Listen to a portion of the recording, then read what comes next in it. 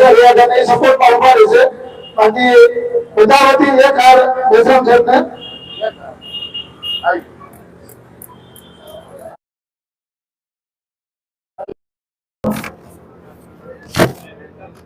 साथियों, आप लोगों को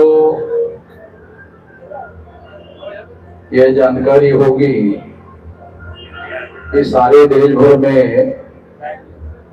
ईवीएम मशीन के बारे में जागृति करने का काम सारे देश भर में हम लोगों ने किया, भारत मुक्ति मोर्चा के द्वारा किया गया।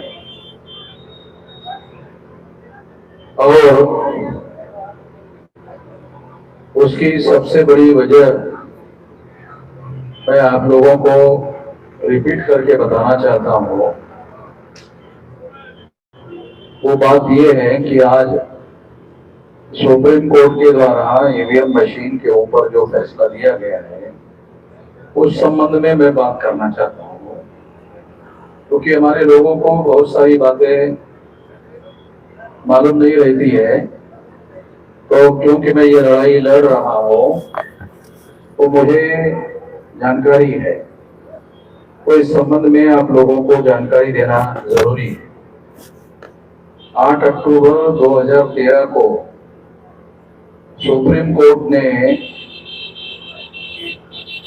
अपने जजमेंट में लिखा कि ईवीएम मशीन के द्वारा फ्री, फेयर एंड ट्रांसपेरेंट चुनाव नहीं हो सकता। मैं दोबारा आप लोगों को बताना चाहता हूं, 8 अक्टूबर 2013 को जो सुप्रीम कोर्ट ने जजमेंट दिया, उस जजमेंट में सुप्रीम कोर्ट ने ये कहा कि ईवीएम मशीन के द्वारा फ्री, फेयर एंड ट्रांसपेरेंट चुनाव नहीं हो सकता। ये 8 अक्टूबर 2013 का जजमेंट है। और आज सुप्रीम कोर्ट ने जो जजमेंट दिया वो उसके विरुद्ध है। अब उनका कहना है कि ईवीएम मशीन सुरक्षित है। उन्होंने ये शब्द प्रयोग किया, ईवीएम मशीन सुरक्षित है।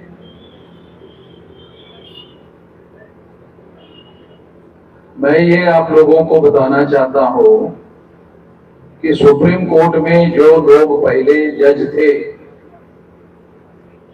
उन्होंने किस सबूत के आधार पर ईवीएम मशीन के द्वारा फ्री, फेयर एंड ट्रांसपेरेंट चुनाव नहीं हो सकता ये कहा था। जिन सबूतों के द्वारा सुप्रीम कोर्ट ने उस समय कहा था कि ईवीएम मशीन के द्वारा फ्री, फेयर एंड ट्रांसपेरेंट चुनाव नहीं हो सकता। फ्री यानी भ्रष्टाचार मुक्त चुनाव नहीं हो सकता, फेयर यानी निष्पक्ष नहीं हो सकता, ट्रांसपेरेंट यानी पारदर्शी नहीं हो सकता। ये जो सुप्रीम कोर्ट ने उस समय निर्णय दिया था वो जिन सबूतों के आधार पर दिया था, क्या ईवीएम मशीन में वो सारी समस्याएं समाप्त हो गई? मैं आप लोगों को, क्योंकि ये जो जजमेंट है इसके बारे में मुझे देश भर से टेलीफोन भी आए हैं, मैं ये बात आप लोगों को बता रहा हूँ। सुप्रीम कोर्ट में हमारे वकीलों को हमने लगाया है कि सुप्रीम कोर्ट के जजमेंट की ओरिजिनल कॉपी हमें कल मिलेगी। आज हमने एप्लीकेशन दिया तो ओरिजिनल कॉपी पढ़कर और सुप्रीम कोर्ट के तमाम दूसरे जो वकील है उन वकीलों के द्वारा हम इसके बारे में और फैसला करेंगे। सुप्रीम कोर्ट में जाने का एक विकल्प है, रिवीजन दाखिल करने का विकल्प है। दूसरा, इसके विरोध में देशव्यापी आंदोलन करने का विकल्प, ये तो हमारे संगठन का विकल्प है, ये तो सुप्रीम कोर्ट का विकल्प थोड़ी है, ये तो मेरे हाथ में। जो मेरे हाथ में है वो तो मैं कभी भी कर सकता हूं। मेरे पास 32 राज्यों में संगठन है, और 32 राज्यों में संगठन है तो 32 राज्यों में इसके विरोध में हम आंदोलन कर सकते हैं। तो आंदोलन करने के लिए कुछ बातें आप लोगों को बताया जाना जरूरी है। पहली बात आपको बता रहा हूं कि सुप्रीम कोर्ट ने जो पहले जजमेंट दिया था, जिन सबूतों के आधार पर दिया था, क्या ईवीएम मशीन से वो सारे सबूत समाप्त हो गए? वो सारे घोटाले के कारण समाप्त हो गए? बिल्कुल नहीं हुए हैं। मैं आप लोगों को ये बताना चाहता हूं कि वो नहीं हुए हैं। चुनाव आयोग के लोग उन मशीनों को एविडेंस के तौर पर आपको बता रहा हूं, अगर सारे देश भर में लोगों के अंदर ईवीएम मशीन की निष्पक्षता के बारे में डाउट है, आशंका है, अगर है तो चुनाव आयोग ने इंटरनेशनल एजेंसी के सामने उन मशीनों का प्रारूप, प्रपोजल, जो डिजाइन है इन मशीनों का, वो इंटरनेशनल जो यूनाइटेड नेशंस ऑर्गेनाइजेशन का फ्री फेयर एंड ट्रांसपेरेंट चुनाव का विभाग है, उससे अप्रूवल लेना चाहिए था। यूनाइटेड नेशंस ऑर्गेनाइजेशन का भारत सरकार सदस्य है। मैं कोई ऐसी बात नहीं कह रहा हूं जो गैर संवैधानिक है। और यूनाइटेड नेशंस ऑर्गेनाइजेशन दुनिया की गवर्नमेंट है, जिसमें भारत सरकार की भी सहमति है। इसलिए दुनिया की जो सरकार है, यूनाइटेड नेशंस ऑर्गेनाइजेशन, उन लोगों का जो फ्री फेयर एंड ट्रांसपेरेंट चुनाव का विभाग है, उनके सामने इन मशीनों का प्रदर्शन करना चाहिए था। उन मशीनों का प्रदर्शन करना चाहिए था। मगर इस देश में जो भ्रमणवादी मीडिया है, वो मीडिया प्रोपेगेंडा करता है। क्या प्रोपेगेंडा करता है? ये चुनाव आयोग ने तो ऐलान किया था, आओ और मशीन में घोटाला करके दिखाओ। ऐसा अखबारों के द्वारा प्रोपेगेंडा किया था चुनाव आयोग ने। तो चुनाव आयोग क्या कहता है? मशीन को हाथ मत लगाओ, मशीन को हाथ मत लगाओ, तो क्या करेगा? चुनाव आयोग के लोग मशीन को हाथ लगाते हैं, नहीं लगाते? तुम मत लगाओ, चुनाव आयोग के लोग लगाते हैं। क्यों? क्योंकि वो भारत में सबसे ज्यादा पवित्र लोग हैं, वही ईमानदार लोग हैं। भारत के जो दूसरे लोग हैं वो ईमानदार लोग नहीं हैं। केवल चुनाव आयोग में बैठे हुए जो लोग हैं वही पवित्र लोग हैं, वही ईमानदार लोग हैं। वो मशीनों को लाते हैं, उठाते हैं, ट्रांसपोर्टिंग करते हैं, फिर हर विधानसभा में, लोकसभा में, बूथ लेवल पर मशीनों को लगाते हैं। उसके लिए भी सारे देश के मैन पावर को लगाते हैं, और लाखों, 15 लाख, 12 लाख से लेकर 15 लाख लोगों के हाथ उसको रखते हैं। तो ये कहना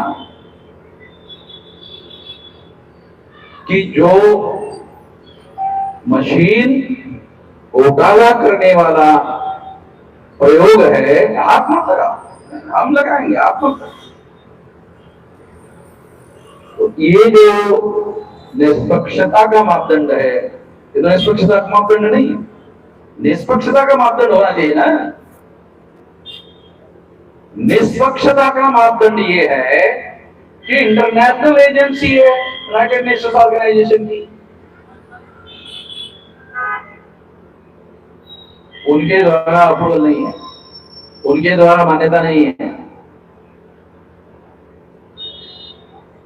दूसरी बात,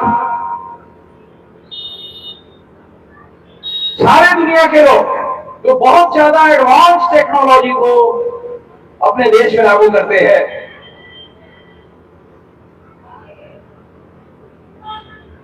वो बैलेट पेपर पर चुनाव करवाते हैं। अमेरिका, जापान, जर्मनी, दुनिया के सबसे ज्यादा हाईली, बहुत ज्यादा एडवांस टेक्नोलॉजी को प्राप्त लोग हैं, वो लोग अपने देश में बैलेट पेपर पर चुनाव करवाते हैं। क्यों?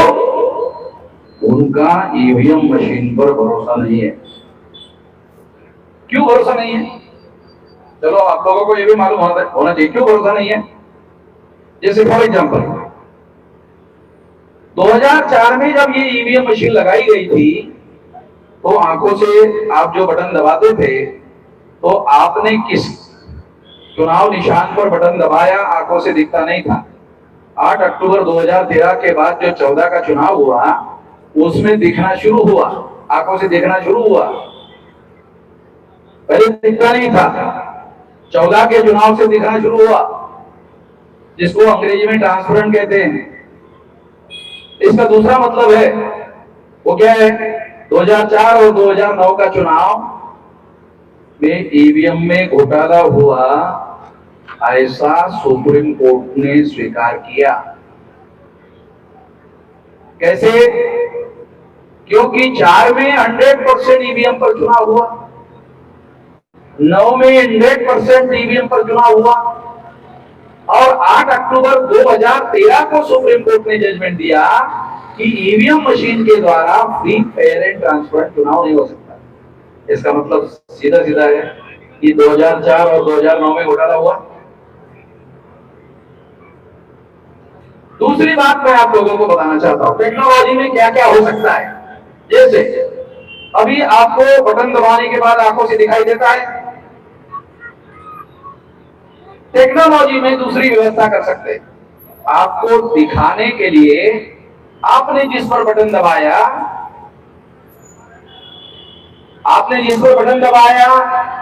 वही आपको दिखाई देगा। ठीक है? आपको ध्यान, टेक्नोलॉजी में क्या हो सकता है। फिर उन्होंने सेटिंग किया हुआ जो वोट है, जो आपने वोट डाला, वो ईवीएम में जमा नहीं होगा। जो ईवीएम में सेट किया हुआ है, वो वोट जमा होगा। आप बोलेंगे क्यों? अरे टेक्नोलॉजी है भाई, कुछ भी कर सकते हैं टेक्नोलॉजी में। जैसे दिखाने का कर सकते हैं, वैसे दो व्यवस्था टेक्नोलॉजी में कर सकते हैं। चांद पर यान गया था, हमारे देश का यान चांद पर गया था, तो बॉम्बे के इंजीनियर लोगों को पता चला कि वो जो यान, चंद्रयान जो है वो गया है, उसमें कुछ गड़बड़ी होगी चंद्रयान में। तो बॉम्बे में बैठे बैठे इंजीनियर लोगों ने वो यान में जो गड़बड़ी हो रही थी उसको सुधार लिया। पता नहीं जाने कितने लाख किलोमीटर है वो, लोग बोलते हैं 25 लाख 50 लाख किलोमीटर दूर है चांद, वहां दुरुस्त किया। आपके राजकोट में जहां बूथ सेंटर होता है, उस बूथ के वोट डालने वाले लोग बहुत ज्यादा हुआ तो 1 किलोमीटर के दायरे में होते। 25 लाख किलोमीटर में ईवीएम में सुधार किया जा सकता है, मतलब ये अपने चंद्रयान में। तो ईवीएम में एक दिखने वाला बटन और एक जमा करने वाला बटन, वो बटन नहीं हो सकता, नहीं हो सकता। अभी देखो, अभी सुप्रीम कोर्ट ने जजमेंट दिया। क्या जजमेंट दिया? मतलब आप लोगों को मालूम होना चाहिए, इसलिए बता रहा हूं, क्योंकि हमारे लोगों को ये बात टेक्निकल बातें समझ में नहीं आती। अगर मैं उसी की लड़ाई लड़ रहा हूं तो मैं तो स्टडी कर रहा हूं, तो मुझे मालूम है, क्योंकि फोन के अंदर घुस करके स्टडी कर रहा हूं, तो मैं आपको ये बात समझाने के लिए बता रहा हूं कि अभी वो ये जो अभी उन्होंने चुनाव अपने सुप्रीम कोर्ट में जो उन्होंने निर्णय दिया, इस निर्णय में बहुत सारे गोल है, तमाम गोल है। ये गोल जो है आपको जानने और समझने की जरूरत है। इसके आधार पर हम लोग अपनी राय बना सकते हैं, अपना ओपिनियन बना सकते हैं। ये लोग काउंटिंग में भी कर सकते हैं, एक तो जमा में गड़बड़ी कर सकते हैं, काउंटिंग में गड़बड़ी कर सकते हैं। अगर आपके बूथ में 50% वोट हुआ तो चुनाव की जो मशीनरी है वो बता देगी 60% हो गया, और चुनाव का रिजल्ट जो है वो 2%, 4% से ज्यादा वोटों से हारने वाला है तो जीत जाता है, जीतने वाला है तो हार जाता है। ये सारा का सारा खेल जो है ये हो रहा है। दूसरी महत्वपूर्ण बात मैं आप लोगों को बताना चाहता हूं, ये भी जानना और ये भी समझना बहुत ज्यादा जरूरी है। बहुत बड़े पैमाने पर ये जो मशीन है, ये मशीन 12 लाख से लेकर 15 लाख मशीनें इसमें लगाई जाएगी, ऑपरेट की जाएगी। बहुत बड़े पैमाने पर, लार्ज स्केल है। और इसका उपयोग जो है, अगर उन्होंने 5%, आधा % भी कर दिया तो भी रिजल्ट बदलने के लिए फर्क हो जाएगा। यानी जिसकी सरकार बनने वाली है वो सरकार हार जाएगी, और जिसकी सरकार हारने वाली है उसकी सरकार बन जाएगी। ईवीएम मशीन के द्वारा ये सबसे बड़ा खतरा है। साथियों, सुप्रीम कोर्ट के कुछ जजों का ये भी कहना है कि पेपर को ज्यादा समय लगेगा, ईवीएम मशीन को ज्यादा समय नहीं लगेगा। सुप्रीम कोर्ट का ये कहना है, जज का। देखो, मैं आप लोगों को बहुत खास बात बता रहा हूं। बाबा साहब अंबेडकर ने सुप्रीम को संविधान में क्या लिखा है, जजेस क्या बोल रहे हैं, और बाबा साहब अंबेडकर ने संविधान में क्या लिखा? क्या लिखा? बाबा साहब ने लिखा फ्री, फेयर एंड ट्रांसपेरेंट।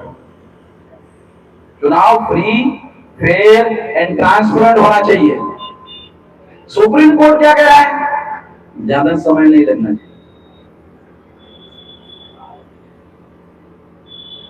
ज्यादा समय नहीं लगना चाहिए। मेरा क्या कहना है, तुम जनवरी से चुनाव शुरू करते हो, 4-4, 5-5 महीने तुम्हारा चुनाव कैंपेन चलता है। गुजरात में भी और देश के तमाम राज्यों में 7 चरणों में चुनाव हो रहा है। तो कम से कम 3-4 महीने तक चुनाव चलता है, लगातार चलता है। और अगर लगातार चलता है तो ये ज्यादा समय नहीं हुआ, ये ज्यादा समय नहीं हुआ, ये तो ज्यादा समय हुआ। यानी उनके बातों में कॉन्ट्रडिक्शंस है। उनके लिए जो सुटेबल बातें हैं वो मीडिया के द्वारा लोगों तक पहुंचाते हैं, लोगों को उसके बारे में जानकारी नहीं रहती है। इसलिए ये बात मैं आप लोगों को बता रहा हूं, ये बात समझना बहुत ज्यादा जरूरी है। सुप्रीम कोर्ट ने एक और जजमेंट दिया, 100% मिलान नहीं होगा। 100% मिलान नहीं होगा।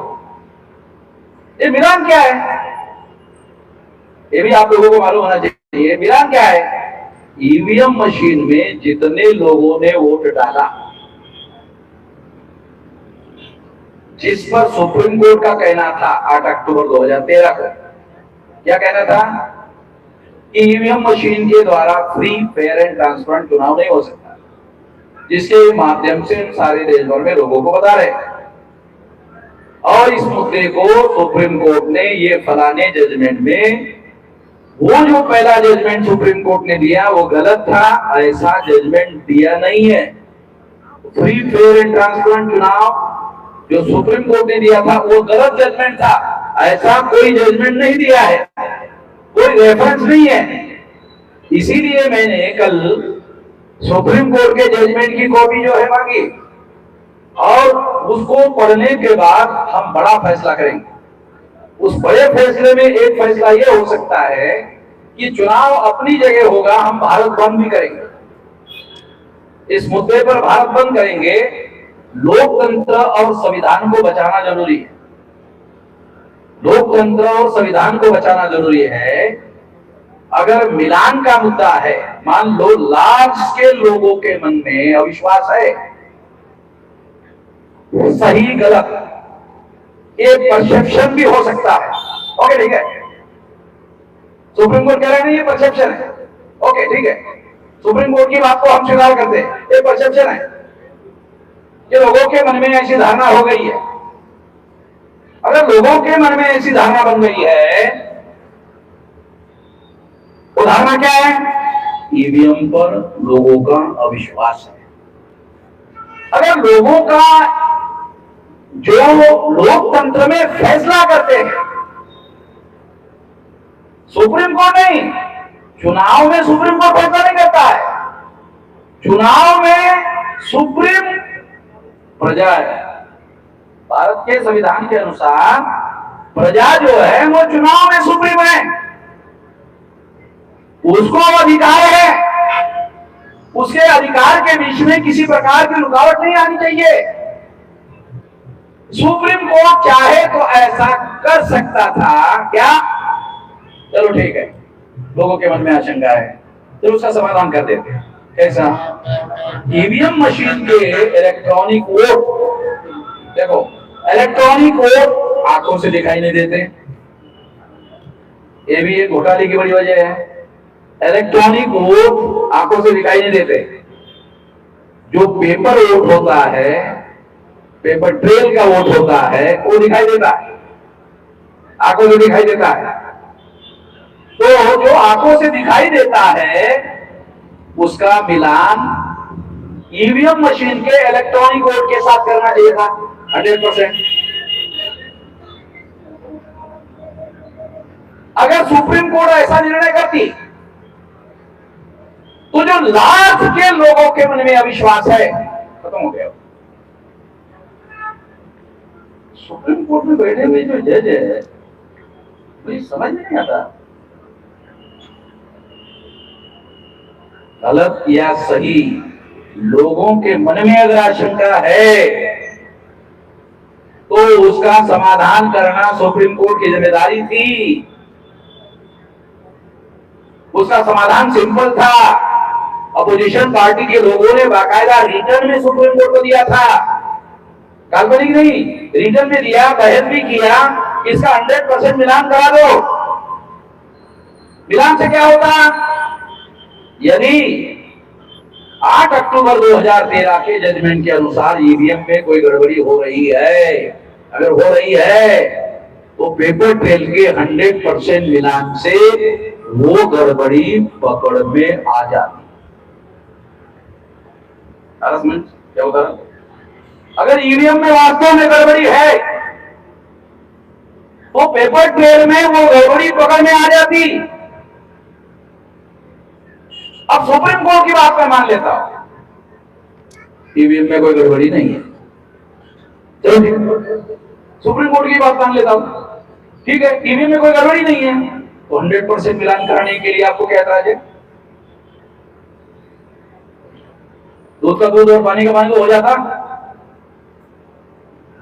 प्रूव हो जाता। क्या प्रूव हो जाता? जो सुप्रीम कोर्ट कह रही है वो सही है, ईवीएम में कोई गड़बड़ी नहीं है। अब क्या होगा? 100% मिलान करने के विरोध में सुप्रीम कोर्ट ने निर्णय दिया, जनता के मन में आशंका और ज्यादा गहरी हो गई। मेरे मन में तो ज्यादा गहरी हो गई, मेरे मन में गहरी क्यों हो गई मैं ये भी थोड़ा बताना चाहता हूं। ये भी जानकारी थोड़ा आप लोगों को होना चाहिए। 12 लाख से लेकर 15 लाख बूथों पर ईवीएम फोड़ने का ऐलान किसने किया? मैंने किया। तो मैंने किया। ये जो फोड़ने का ऐलान करना ये गैर कानूनी है, गैर संवैधानिक है। ये मुझे मालूम है, इसके बावजूद भी मैं ऐसा कह रहा हूं। यहां कोई पुलिस है, वो मुझे यहां अरेस्ट कर सकती है, उनको अरेस्ट करना चाहिए। बहुत दिन से बोल रहा हूं, वो अरेस्ट ही नहीं कर रहे। मैं ऐसा चाहता हूं कि ऐसा वो करते, मगर उन्होंने ऐसा नहीं किया। मैं आपको ये कहना चाहता हूं कि ईवीएम मशीन में अगर किसी भी प्रकार की कोई गड़बड़ी नहीं है तो पेपर ट्रेल मशीन की 100% मिलान करने का ऑर्डर सुप्रीम कोर्ट को दिया जाना चाहिए था। अगर ऐसा करने से 2 दिन ज्यादा लगता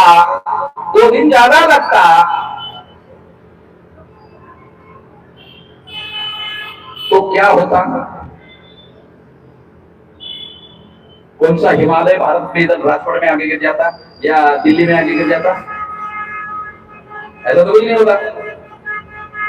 मगर लार्ज स्केल जो पॉपुलेशन है सारे देश भर में, उनके मन में ईवीएम मशीन में घोटाला हो रहा है, ये जो आशंका है, ये आशंका तो दूर हो जाती। ये आशंका दूर करने का काम सुप्रीम कोर्ट को करना चाहिए था। सुप्रीम कोर्ट ने किया नहीं, बल्कि उसको उन्होंने रद्द किया। रद्द करने की वजह से लोगों के मन में आशंका और ज्यादा गहरी हो गई। ईवीएम मशीन फोड़ने का हमने ऐलान किया था, इस वजह से सुप्रीम कोर्ट ने इलेक्शन चालू होने की प्रक्रिया के दौरान फैसले देना शुरू कर दिया। जबकि सुप्रीम कोर्ट के पहले फैसले हम जानते हैं कि जब इलेक्शन प्रोसेस शुरू होती है और कोई आदमी इलेक्शन के बारे में सुप्रीम कोर्ट में जाता है तो सुप्रीम कोर्ट क्या कहता है? इलेक्शन शुरू हो गया है, उसमें हम किसी प्रकार का हस्तक्षेप नहीं करेंगे। अगर नहीं करेंगे, ये आपकी प्रीवियस पॉलिसी है सुप्रीम कोर्ट की, तो आप क्यों कर रहे हो? अब हस्तक्षेप क्यों कर रहे हो? इसलिए कर रहे हो क्योंकि कुछ लोगों ने ईवीएम फोड़ने का ऐलान किया। ईवीएम फोड़ने का ऐलान किया तो जो गैर कानूनी तरीके से काम चुनाव आयोग के द्वारा हो रहा है, उसको प्रोटेक्ट करने के लिए संवैधानिक संस्थाओं का इस्तेमाल किया जा रहा है। ये मेरा आरोप है। सुप्रीम कोर्ट एक संवैधानिक संस्था है, उसका इस्तेमाल किया जा रहा है और ये बहुत ज्यादा गंभीर बात है। ऐसा नहीं किया जाना चाहिए, ऐसा मैं मानता हूं। खैर, कुछ बातें मैं ओरिजिनल जजमेंट पढ़ने के बाद बोलूंगा। जितना बोलना था उतना मैंने बोल दिया है। कल मेरे पास कॉपी आने के बाद ओरिजिनल जजमेंट और सुप्रीम कोर्ट के दूसरे जो लॉयर है उन लोगों के साथ बातचीत करके कल मैं इस पर सौराष्ट्र में मेरा कार्यक्रम है, तो सौराष्ट्र में कार्यक्रम है तो मैं बोलूंगा। अब दूसरी एक बात है जिस पर मैं कुछ बातें आप लोगों को बताना चाहता हूं। वो दूसरी बात क्या है? वो दूसरी बात ये है,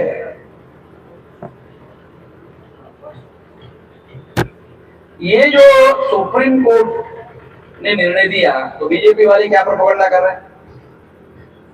बीजेपी वाले सारे अखबार, सारे टीवी में मैं देख रहा हूं, अभी देख के आया हूं, क्या प्रोपेगेंडा कर रहे हैं? कांग्रेस को पटकनी खानी पड़ी। ईवीएम में वो बैलेट पेपर की मांग कर रहे थे और ऐसा कर रहे थे, वैसा कर रहे थे, कांग्रेस को पटकनी। अरे कांग्रेस ने तो ईवीएम लाया मोदी। अरे अजीब आदमी हो भाई मोदी। कांग्रेस का मुद्दा नहीं है, मोहम्मद इस्लाम का मुद्दा है।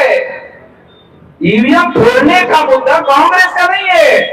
कांग्रेस के प्रवक्ता ने कहा नहीं हम ईवीएम के विरोधी नहीं है। कांग्रेस के प्रवक्ता का कहना है हम ईवीएम के विरोध में नहीं है, हम गड़बड़ी के विरोध। ईवीएम रहनी चाहिए, गड़बड़ी नहीं होनी। ईवीएम रहनी चाहिए, गड़बड़ी नहीं होनी। ईवीएम लाया कांग्रेस ने, गड़बड़ी 2004 में 2009 में गड़बड़ी करके चुनाव जीता कांग्रेस ने। बीजेपी के लोग ईवीएम की जो देश में लड़ाई चल रही है, वो लड़ाई है, ऐसा श्रेय कांग्रेस को दे रहे हैं। कांग्रेस ये लड़ाई नहीं लड़ रही है, हम लड़ रहे हैं। कांग्रेस नहीं लड़ रही है। कांग्रेस ने तो ईवीएम मशीन लाई। इसलिए कांग्रेस और बीजेपी और कांग्रेस के लोग ये ईवीएम मशीन के मुद्दे पर म्यूचुअल अंडरस्टैंडिंग का खेल खेल रहे हैं। इन लोगों से, दोनों से हम लोगों को सावधान रहने की जरूरत है। साथियों, मैं एक और बात आपको बताना चाहता हूं, क्योंकि मैं ये चुनाव आचार संहिता की दृष्टि से 10 बजे तक हमारे पास समय है, तो बोलने के लिए मेरे पास बहुत सारा मसाला है, मगर एक मर्यादा तो रखनी पड़ती है। साथियों, देश में बीजेपी के बारे में तमाम बातें आप लोगों को मालूम है, मगर कांग्रेस के लोग बीजेपी के बारे में एक प्रोपेगेंडा कर रहे हैं। वो प्रोपेगेंडा क्या कर रहे हैं कि अगर बीजेपी चुनाव जीतकर आई तो संविधान बदल देंगे। झूठ बात है। बीजेपी के फेवर में नहीं बोल रहा हूं, वो तो बदमाश लोग आई है। बीजेपी वाले बदमाश लोग हैं, वो तो मैं जानता ही हूं। मैं आपको जो बताना चाहता हूं वो बहुत अहम बात है। वो क्या है, इस देश में जो अम्बेडकरवादी प्रजा है, लोग है देश भर में, उनके पास देश भर में 15% वोट है, और ये 2% से चुनाव जीता या हारा जा सकता है। तो कांग्रेस ने क्या स्ट्रेटेजी प्लान की? बीजेपी अगर आ गई तो संविधान बदल देंगे। संविधान में संविधान बदलने की व्यवस्था ही नहीं। कोई वकील है क्या भैया? वकील कौन है? कौन है वकील? बराबर? वकील को भी पूछ लेना। संविधान में अमेंडमेंट की व्यवस्था है, संविधान में सुधार करने की व्यवस्था है, और 104 बार अमेंडमेंट हुआ, सुधार हुआ 104 बार। बीजेपी ने किया, कांग्रेस ने भी किया, टोटल दोनों ने मिलकर 104 बार हुआ। तो उसको कहते हैं बाबा साहब अम्बेडकर के शब्द में अमेंडमेंट। संविधान में संविधान बदलने की और दूसरा संविधान लाने की कोई व्यवस्था ही नहीं। किसी भी सरकार के पास ऐसा कोई पावर ही संविधान में नहीं है। मान लो किसी पार्टी को बहुमत मिलता है, मानो नरेंद्र मोदी को बहुमत मिलता है, पहले मोदी को क्या करना पड़ेगा? कार्यवाहक प्रधानमंत्री पद का इस्तीफा देना पड़ेगा, राष्ट्रपति। दोबारा शपथ लेना होगा। शपथ लेने के बाद ही नरेंद्र मोदी तीसरी बार प्रधानमंत्री। शपथ लिए बगैर कोई आदमी प्रधानमंत्री मंत्री बिल्कुल नहीं हो सकता। शपथ क्यों लेनी पड़ती है? जो संविधान में है उसके अनुसार कारोबार चलाऊंगा, और ऐसा ऐसा बोलना पड़ता है, उसके कारोबार चलाऊंगा। फिर बोलने के बाद, शपथ में बोलने के बाद उधर वो लोग रहते हैं, उसका रजिस्टर रहता है, रजिस्टर में जो शपथ लेने वाला प्रधानमंत्री है उसको तुमने बोला ना, साइन लो। तुमने जो बोला कि जैसा मैं शपथ लिया ऐसे ही करूंगा, क्या करो। आपको टीवी में आपको मिलेगा कि जो कोई प्रधानमंत्री शपथ लेता है उसके बाद टेबल पर आके साइन करता है, तो उस संविधान में संविधान बदलने की व्यवस्था ही नहीं, संविधान में सुधार करने की व्यवस्था है।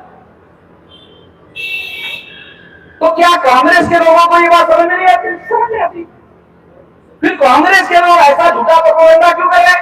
वो इसलिए कर रहे हैं क्योंकि 15% जो अम्बेडकरवादी जनता है उन लोगों के वोटों को हाईजैक करना जरूरी है। अगर उनके वोटों को कांग्रेस के लोगों को चाहिए तो इलेक्शन मैनिफेस्टो में उनको आश्वासन देना पड़ेगा, आपके लिए ये करेंगे, वो करेंगे, ये तीर मारूंगा, वो तीर मारूंगा, ऐसा करूंगा, वैसा करूंगा, ऐसा आश्वासन देना पड़ता है। मगर अगर किसी प्रकार का आश्वासन दिए बगैर 100% वोट लेना है, एक छोटा काम करना है, भय पैदा। बीजेपी वाले अगर आ गए तो संविधान बदल देंगे, बीजेपी वाले आ गए संविधान बदल देंगे।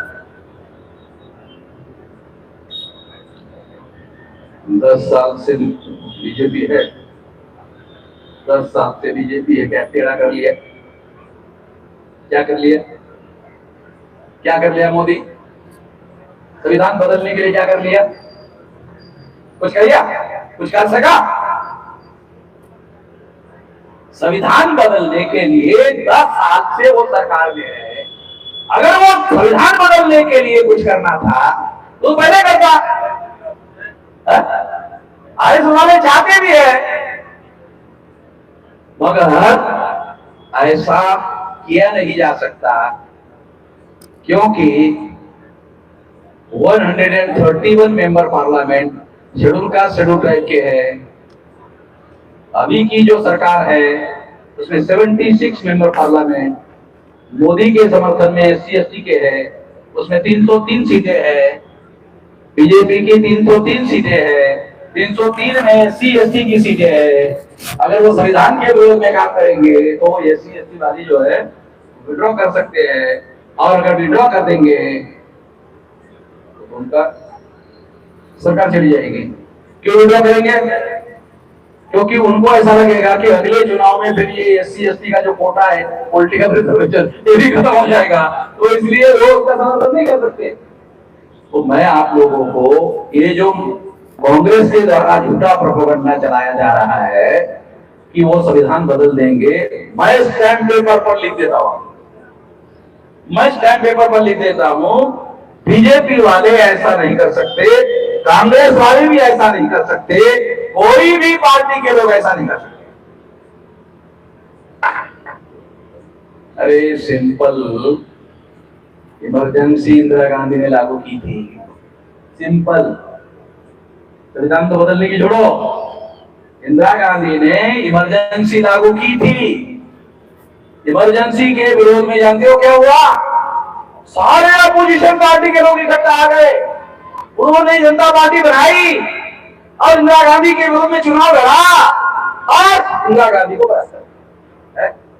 उदाहरण हमारे पास है, बहुत पुराना उदाहरण नहीं है। इसलिए साथियों, ये भय की स्ट्रेटेजी है। अगर आपके अंदर भय पैदा कर दिया जाए तो आपके लिए कुछ भी करने की जरूरत नहीं है, आपको कोई आश्वासन देने की जरूरत नहीं है, आपके बच्चों के एजुकेशन के लिए कुछ करने की जरूरत नहीं है, आपका कोई सामाजिक आर्थिक कार्यक्रम लागू करने की जरूरत नहीं है। कांग्रेस वाले अगर कल सरकार में आए तो क्या बोलेंगे? आपको हमने वादा किया 10 संविधान बचाएंगे, बचा लिया। उनको पूछे ना, बचा लिया तो क्या कर लिया? बचाया तो क्या कर लिया? तो ये गधे बनाने का कार्यक्रम है, तो इनसे हम लोगों को सावधान रहना चाहिए। हमारे में तो बहुत सारे SC ST OBC माइनॉरिटी के जो लोग हैं वो क्या सोचते हैं, मेरे को भी टेलीफोन करके बोलते हैं, तो गधे होने की सारी लिमिट होनी चाहिए, गधे बन की लिमिट होनी चाहिए। वो लिमिट क्या है देखो आपको बताता हूं। वो क्या बोलते हैं जयराम जी, ऐसा करने से आपके जो ऐसा करने से बीजेपी चुनाव जीत जाएगी। तो ये क्या बोलते हैं, बीजेपी चुनाव जीत जाएगी, ऐसा तुमको भी बोलते हूँ, बोल रहे कि अगर तुम ऐसा चुनाव लड़ते हो तुम वोट जाओगे तो इसके इतने वोट से बीजेपी चुनाव जीत जाएगी, कांग्रेस चुनाव हार जाएगी, ऐसा बोलते हैं। कांग्रेस का हमने ठेका ले रखा है।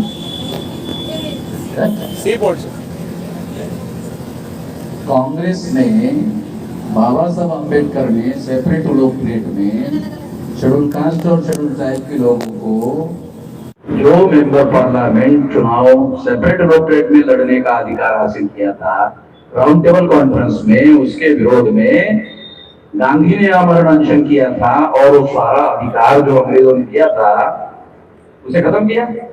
कांग्रेस ने किया, बीजेपी ने नहीं किया, कांग्रेस ने किया। और कांग्रेस हर 10 साल बाद वो कानून रिपीट करती है। पता है वकील हो गए, कौन है? हमारे लोगों को बहुत सारी चीजें पता ही नहीं, जानकारी नहीं। ज्ञान छोड़ो, ज्ञान बहुत बड़ी चीज है, अरे जानकारी नहीं है। हर 10 साल बाद कांग्रेस के लोग वो जो दलाल और भड़ुए पैदा करने का कानून है, जिसको ये बाबा साहब अम्बेडकर ने कहा कि ये जो पॉलिटिकल रिजर्वेशन है ज्वाइंट इलेक्टोरेट का बोनाफाइड का, इससे दलाल और भड़ुए पैदा होते हैं। ये शब्द मेरा नहीं है, ये बाबा साहब अम्बेडकर ने और गांधी नाम में लिखा हुआ है, लिखित है।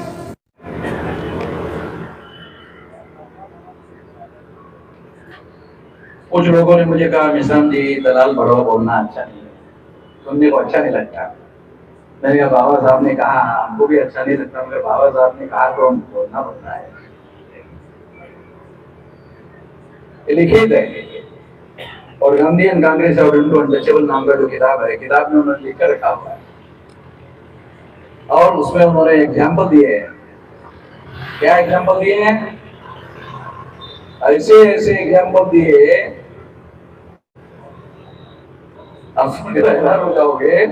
उसमें गुजरात के इलेक्टेड एमपी जो है ना शेड्यूल कास्ट के, उन लोगों के रेफरेंसेस है। और गुजरात के इलेक्टेड मेंबर पार्लियामेंट अहमदाबाद के गोविंद भाई मालूम होगा ना, कांग्रेस के कैसे लोग, कैसे उसके पहले भी बहुत सारे लोग कैसे चुनकर जाते थे। साथियों, ये सारा कांग्रेस ने किया। अगर 131 मेंबर पार्लियामेंट शेड्यूल कास्ट और शेड्यूल ट्राइब के सेपरेट इलेक्टोरेट में चुनकर जाते तो जानते हो क्या होता? जानते हो, आजाद भारत में कोई भी सेंट्रल गवर्नमेंट शेड्यूल कास्ट और शेड्यूल ट्राइब के समर्थन के बगैर नहीं बनती। 272 सीटें सिंपल मेजॉरिटी में सरकार बनाने के लिए लगती है, उसमें 131 मेंबर पार्लियामेंट सेपरेट इलेक्टोरेट में अगर हमारे लोग चुनकर जाते, कोई भी सरकार हमारे सपोर्ट के बगैर सेंट्रल में नहीं बनती। और यदि ऐसा होता तो जैसा बाबा साहब अम्बेडकर ने कहा था कि आजाद भारत के हम लोग शासन करती जमात होंगे, तो कानूनन व्यवस्था किया था, कानूनन व्यवस्था किया था। हमारे लोगों को इसकी जानकारी नहीं है और लोग मुझे कहते हैं, और गधे की भी सारी कोई लिमिट होनी चाहिए, गधे बनने की लिमिट होनी चाहिए। वो कहते हैं किसान जी आप जो कर रहे हो ना, उसकी वजह से बीजेपी चुनकर आएगी। अबे बीजेपी का 10 साल से सरकार सेंट्रल में है, वामन नाम का क्या टेढ़ा कर दिया बीजेपी वालों ने। नरेंद्र मोदी के राज्य में और उत्तर प्रदेश में वो जो बाबा है ना, क्या नाम वो बाबा, वहां लाखों लोगों की रैली हम करते हैं। बाबा का योगी आदित्यनाथ वहां कर रहे, क्यों कर रहे हैं? वो आर्टिकल 19 के तहत, ये संविधान में हमारा मौलिक अधिकार है, किसी के बाप का दिया हुआ नहीं है। ये हमारे बाप का दिया हुआ है, हमारे बाप का दिया हुआ अधिकार है संविधान के आर्टिकल 19 के तहत। इसके तहत मैं सारे देश भर में कार्यक्रम करता हूँ और कहीं कहीं जिलाधिकारी के द्वारा, पुलिस के द्वारा मुझे कार्यक्रम करने के लिए परमिशन नहीं दी, के बावजूद भी मैंने किया। और मैंने अपने लोगों को कहा कौन अधिकारी आता है तो मैं देखता हूँ, कौन पुलिस वाला आता देखता हूँ, लिया अहमदाबाद में तो गाँव है फंक्शन, वहां नहीं, वहां पर बड़ा कार्यक्रम था, हर साल वो लेते रहे, तो वहां पुलिस परमिशन नहीं दिया तो हमने कार्यक्रम किया और पुलिस वाले कुर्सी डालकर बैठे थे।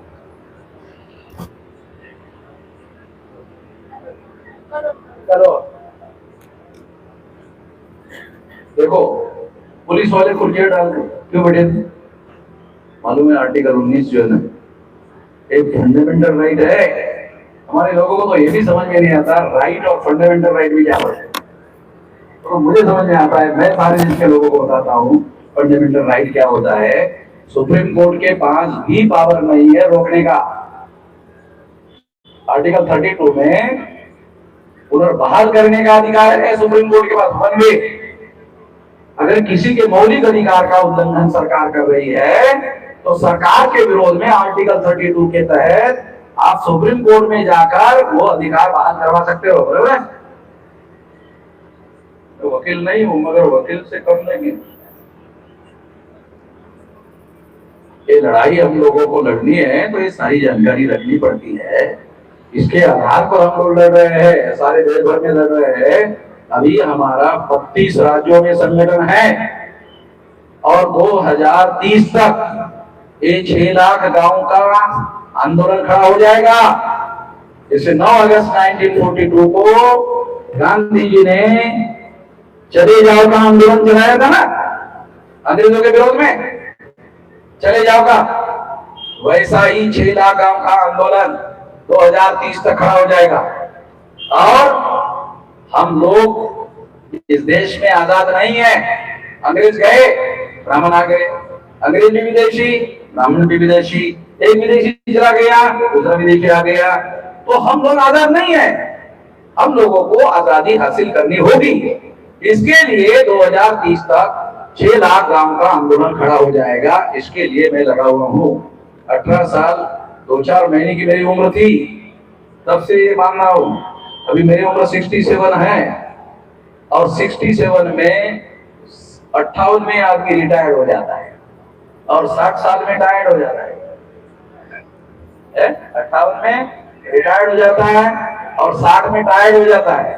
मैं 67 में खड़ा हूं, ऐसे खड़ा हूं, ऐसा तो नहीं हूं ना, ऐसे खड़ा हूं, नहीं तो बुढ़ा आदमी ऐसा थोड़ा झुक जाता है ना।